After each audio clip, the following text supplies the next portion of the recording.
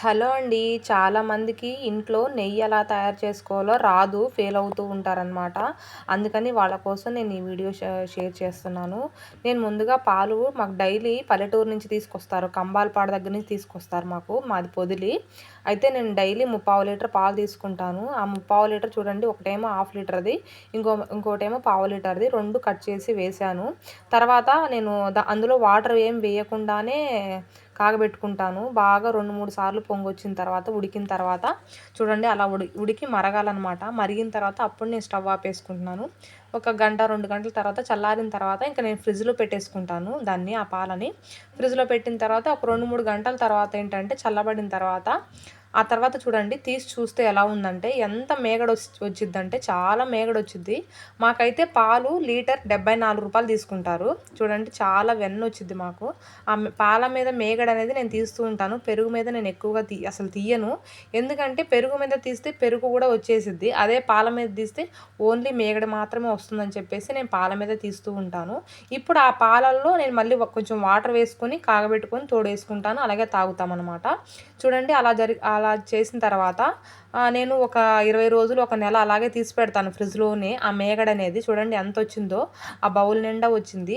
దాన్ని నేను ఒక గంట, 2 గంటల ముందు నేను నెయ్యి తయారు చేసుకోవాలనుకున్నప్పుడు తీసి బయట పెట్టుకొని చూడండి కొంచెం కొంచెంగా మిక్సీ జార్‌లో వేసుకొని కొంచెం వాటర్ వేసుకోవాలి. ఎక్కువగా ఏసుకోకూడదు. మళ్ళీ మజ్జిగలాగా అయిపోయిందని చాలామందికి అంటున్నారు. కొంచెం వేసుకొని ఒక తిప్పుకోవాలి. తర్వాత కొంచెం గట్టిపడుతుంది.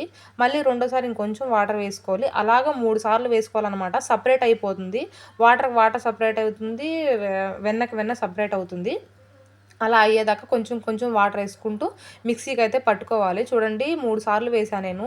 ఇప్పుడైతే చూడండి అంతా సెపరేట్ అయిపోయిందది. ఇంక తర్వాత అది తీసుకొని ఒక గిన్నెలో వేసుకుంటున్నాను. అలాగే నేను ఎంత మేగడైతే ఉందో ఆ బౌల్‌లో ఉండే మేగడ మొత్తం నేను మిక్సీకి అలాగే పట్టుకున్నాను. పట్టుకొని మేగడైతే తీశాననమాట ఫైనల్లీ. చాలా మేగడొచ్చింది. కానీ అది చూడ్డానికి అలాగే ఉంటుంది. తర్వాత దాన్ని మనం 3, 4 సార్లు కడుక్కోవాలి బాగా వాటర్ వేసుకొని. మనం బయట నెయ్యి కొనాలన్నా, వేరే వాళ్ళ దగ్గర తీసుకోవాలన్నా గానీ నాకు చాలా అనుమానము. ఎందుకంటే సరిగ్గా కడుగుతారో లేదో అని చెప్పేసి. సరిగ్గా కడగకపోతే స్మెల్లొచ్చేస్తది. బ్యాడ్ స్మెల్లొచ్చేస్తుంది. అందుకని బాగా 3, 4 సార్లు కడగాలి. చూడండి ఇందాక నేను తీసిన వెన్నయితే ఎంతొచ్చిందో, పెద్ద బౌల్ నిండా వచ్చింది కదా! నేను కడిగిన తర్వాత అది ఎంతొచ్చిద్దో చూడండి. ఎందుకంటే వాటర్ యాడ్ అయి ఉంటుంది కాబట్టి ఎక్కువగా కనిపిస్తుంది. తర్వాత మనం కడిగిన తర్వాత కొంచెమే కనిపిచ్చిద్ది. తర్వాత నెయ్యి మనం రెడీ చేసుకున్న తర్వాత కరగబెట్టుకున్నాక ఇంకా చాలా తగ్గిపోయిద్ది. కొంచెమే వస్తుంది. ఆ కొంచెం నెయ్యికి గంట సేపు ఉడకబెట్టి మనం రెడీ చేసుకోవాలి. కానీ ఫ్రెష్ నెయ్యి కదా! మనకు బయటైతే దొరకదు. నేను బయట ఎప్పుడు తెచ్చుకోనండి. దాదాపు 3, 4 సంవత్సరాలయింది. ఎప్పుడు నేను ఇంట్లోనే రెడీ చేసుకుంటాను. నెలకొకసారి, 20 రోజులకోసారి అలా తీసుకుంటూ ఉంటాననమాట. మాకు పిల్లలున్నారు కాబట్టి సున్నుండల్లోకి, నువ్వుల లడ్డులోకి అలాగా నేను అన్నిటికి వాడుతూ ఉంటాను. పిల్లలు కూడా ప్రతి ఒక్క కూరలోకి నెయ్యి వేసుకొని తింటారు. అలవాటనమాట వాళ్ళకి. అలాగే చూడండి మొత్తం నేను అలా తీసేసాననమాట.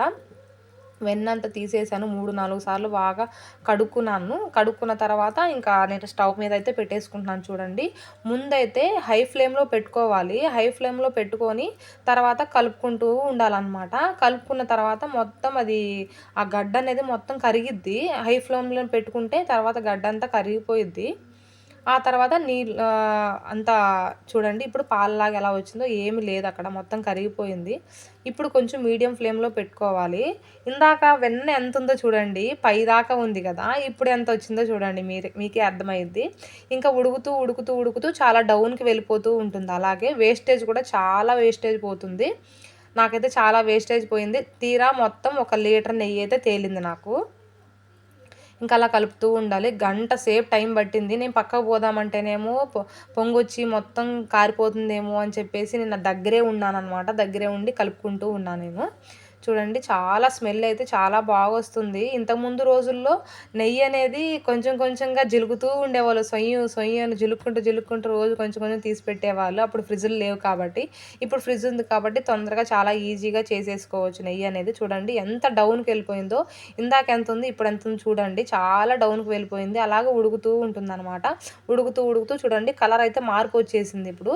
మొత్తము ఎలా ఉండాలంటే అదొక యెల్లో కలర్‌లో ఉండాలి. ఆ పైన నురుగంతా పోవాలన్నమాట. పూర్తిగా అయ్యేదాకా నురుగంతా పోవాలి.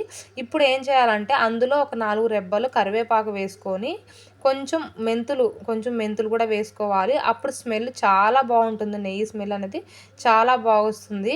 మీకేమైనా డౌట్స్ ఉంటే కామెంట్ సెక్షన్లో కామెంట్ చేయండి. నేను రిప్లై ఇస్తాను మీకు. రిప్లై ఇవ్వను అనుకోకండి, రిప్లై ఇస్తాను మీకు. చూడండి నెయ్యి ఎలా ఉందో ఇప్పుడు. ఇంకా బయటకు తీసిన తర్వాత కూడా లోపల అనేది ఉడుకు చూడండి ఎలా పట్టిందో. ఇంకా వేస్టేజ్ అయితే చాలా పోయింది, చల్లారింది. ఇప్పుడు నేను వడకట్టుకుంటున్నాను మొత్తము.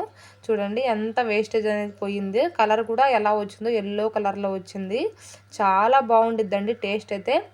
బయట అయితే 800 ఏమో తీసుకుంటారంట, నాకు తెలియదు, నేను ఎప్పుడు తెప్పించుకోలేదు బయట. చూడండి ఎలా వచ్చిందో, చాలా బాగుంది కదా. ఒక 2-3 డేస్ నేను అలాగే గిన్నెలోనే ఉంచాను. ఆ తర్వాత అంటే ఇప్పుడు చలికాలం కదా, గడ్డగట్టి అసలు పూసలాగా నెయ్యి అసలుకి ఎలా వచ్చిందో చూడండి. అసలు ఎంత బాగుందో, పూసలాగా వచ్చిందనమాట నెయ్యి అనేది. ఇప్పుడు నేనైతే ఇంకా స్టీల్ బాక్స్లో వేసేసుకొని ఇంకా మూత పెట్టేసుకున్నాను. వీడియో నచ్చితే ఒక లైక్ చేయండి, అలాగే షేర్ చేయండి.